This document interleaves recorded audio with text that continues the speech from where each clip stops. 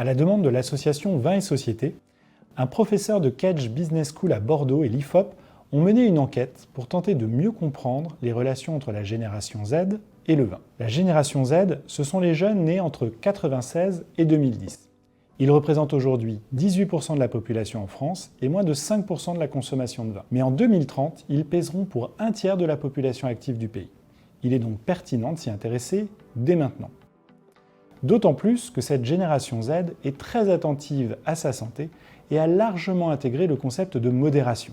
Pour elle, l'alcool n'est plus perçu comme une dimension incontournable de la fête et la sobriété devient même tendance.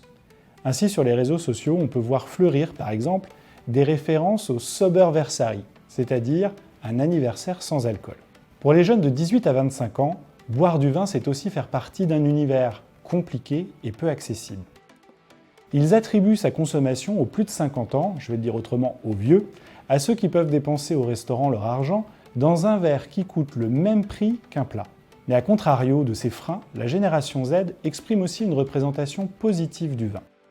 Il est associé à la famille, aux repas familiaux et aux produits locaux, même si les terroirs et les AOC leur sont méconnus. Le vin est aussi perçu comme un produit distingué et noble. Dans le détail des couleurs, c'est le vin rouge qui a l'image la plus négative, avec un goût considéré comme agressif et fort. Il est aussi particulièrement associé à la génération des 50 ans et plus, dont les jeunes souhaitent se démarquer. Le vin blanc est pour sa part associé aux soirées tranquilles, et le vin effervescent est incontournable pour l'apéritif ou les moments festifs. À noter que les jeunes femmes semblent jouer un rôle précurseur vis-à-vis de la consommation du vin.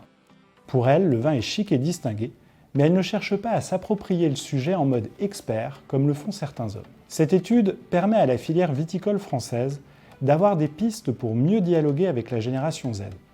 Il s'agit notamment de rajeunir les visages de ceux qui incarnent le vin et de simplifier l'information sur le goût.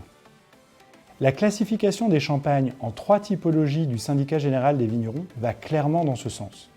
Sur ce, il me reste à vous souhaiter justement de bonnes fêtes de fin d'année et à vous dire à bientôt pour un nouveau numéro de CDER L'Actu spécial viticulture.